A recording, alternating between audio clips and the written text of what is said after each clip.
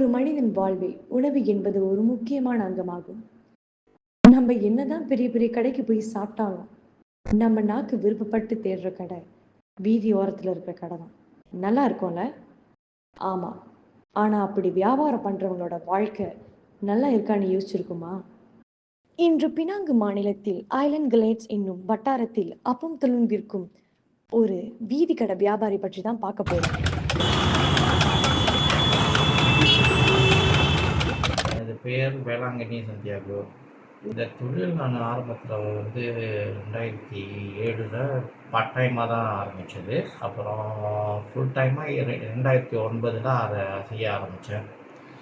இந்த தொழில் வந்துட்டு ஒன்று சொந்த வியாபாரம் பார்க்கணும். ஸோ அந்த இது வந்துட்டு மனசில் இருந்தது.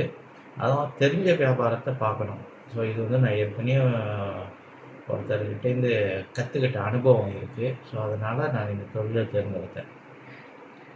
ஏறக்குறைய ஒரு 8 மணிலேருந்து 10 மணி நேரம் ஆகும்.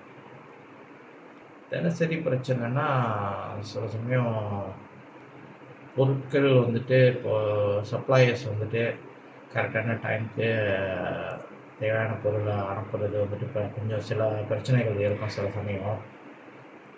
அது அது ஒன்று. அப்புறம் கஸ்டமர்ஸ் வந்துட்டு வர்றது பல பேர் பல விதமாக இருப்பாங்க.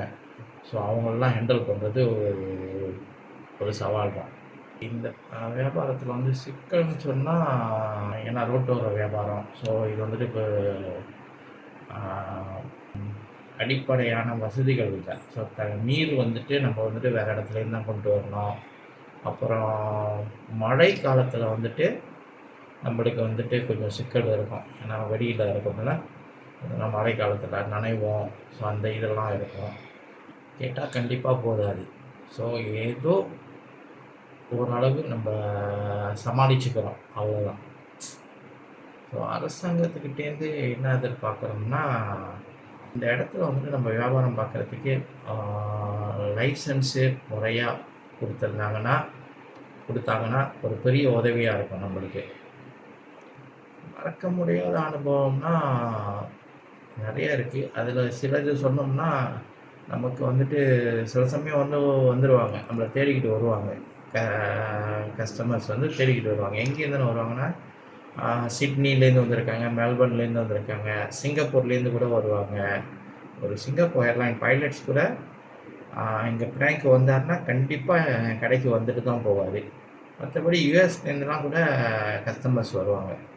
இருப்பதை கொண்டு சிறப்புடன் வாழ்வோம் என்ற எண்ணத்தில் வாழ்கின்ற இவர்களின் நிலை மாறுமா, மாறாதா?